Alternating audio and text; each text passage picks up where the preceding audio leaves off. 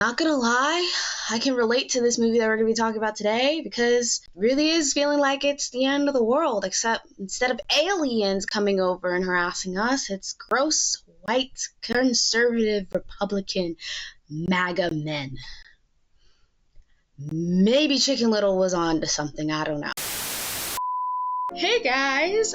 I'm Ty. Welcome to my channel if you're new, and if you're not, welcome back. Last week we were talking about a movie that is very underrated in my opinion and deserves all the love, but is becoming slowly but surely a cult classic, Shark Tales. But today we're talking about a movie that isn't as beloved in comparison, and is actually more hated, and I feel like the only people who love this movie is me and my small group of friends. We talk about how this movie deserves all the love in the world, and I actually have to give a shout out to one of my friends, Trinity, who gave me the idea of this video today. Love you, Trinity. Hope you see this eventually. So today we're going to be talking about the 2005, we were talking a lot about movies that came out when I was born, but the 2005 Disney animated film Chicken Little. So very similar actually to Shark Tales. Chicken Little is a 2005 movie animated by Disney about a main character who's not a human that has an issue with lying, but because of this lie that he tells, it leads to very insane consequences.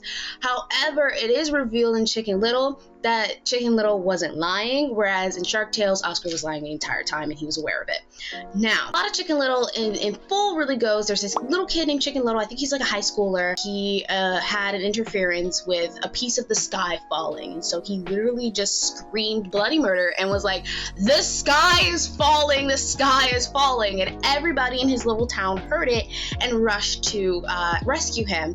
And however, he finds out that the piece of the sky that he said hit him in the head it doesn't exist. The piece of the sky is nowhere to be seen, and basically the entire town calls him a liar, and it's so bad that they even capitalize off of this big lie. They made a movie about it, they made merch. It's just a crazy thing. So a couple years later, this exact same event and phenomenon happens again. However, he tries to prove to everybody that he is right. It is a interesting boy who cried wolf situation. However, he was telling the truth the whole time, but people thought he was lying. So he and his group of friends go and figure out what's really going on, why is the sky falling, and what is like gonna happen to their little town. The animation is a little shoddy, I will say, but it's very fun for all audiences, and I enjoy it a lot, and it has, like Shark Tales, an insanely good soundtrack. Instead of Shark Tales, where they have a lot of original music, Chicken Little uses a lot of classic music from the 80s and 90s pop culture, because one of the main characters, Runt, who is the pig in the movie, he's a huge pop culture fanatic, which makes sense. He's voiced by Steve Zahn. It seems like every Steve Zahn character I grew up watching tends to have a huge affinity for pop culture. It's really weird. It's just maybe dated in the way that it's being animated. It was released during the time of like Disney's experimental 2000s animation era,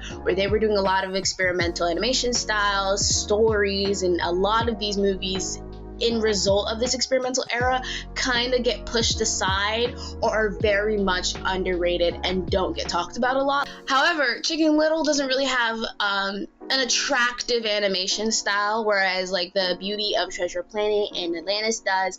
Bolt has something very similar to what we usually see now with Disney's current animation style for 3D, and you know, it's just like, it feels like Chicken Little gets the bad end of the stick. Another aspect of the film that I enjoy is the teen aspect of this, and it feels like this is a movie that understands teen culture in a way, you know, like I enjoy like the witty like snappiness of the characters like Foxy Loxy, and how they talk to Abby and Chicken Little and Runt, and how they kind of bully them, but not in a way that's like, you losers, You can't sit with us. It's giving more your average like high school gym room rather than the Disney-ified version of it. But the way that she's just over here like, I'm just gonna knock you out. Like, I'm not even gonna talk to you. I'm just gonna throw these dodgeballs in your faces and y'all are just gonna deal with it because you can't, because I'm better than you. And she didn't even say any of those things. She never said that she was better than them. She never said that she was like, you know, superior. She just literally made her mark in her superiority without saying, I love a really decently written bully. I'm so sick and tired of annoying bullies. Come for me. I just recently watched part 2, but Johnny Lawrence, when he was in his Karate Kid era, like I feel like if this kid is bothering you so much, you would leave him alone, right? Wow! Like, Chicken Little, like, when you start the movie, you genuinely do not think it's gonna go the way it does. It goes 0 to 100 like that. You think it's just this cute little, like, underdog storyline about a kid who lied once saying the sky is falling or whatever, and then he just tries to change his life and, you know, become, a popular kid. After all that stuff, you would think that by the time he won the championship for the school, you would think it's the end of the movie, right? And then they cut, and then all of a sudden, boom! Aliens happen. It was like, where did this come from? I think that's why most people don't like Chicken Little. It's because it's such a whiplash of a like transition and plot that people just don't appreciate it enough.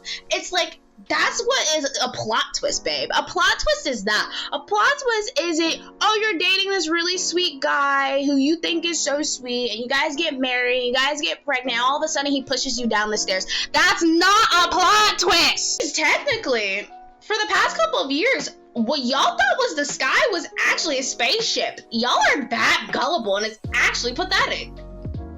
But I mean, you have a turkey for your mayor, so technically, I mean, also, hello, love that little funny nod actually with the mayor, is that the government tells him what to do. He doesn't do anything by himself. They have cue cards for him to say things whenever something bad happens. They're like, oh my god, what do we do? And they look at the mayor, and then it's like these guys with cue cards are like, boop, boop. I love Chicken Little. Chicken Little is so great. It's like Shark Tales. There's action, there's comedy, there's romance, you know, the romance between Chicken Little and Abby, but I didn't really talk about it because it wasn't that serious, so, you know, whatever. And then you have, like, the thriller aspect, there's sci-fi, there's fantasy. It's, like, such a great movie to watch with your little ones. So, yeah, that's my feelings on Chicken Little. Thank you for watching. Be sure to like, comment, and subscribe down below. And I'll see you guys in the next one. Bye, bye, bye!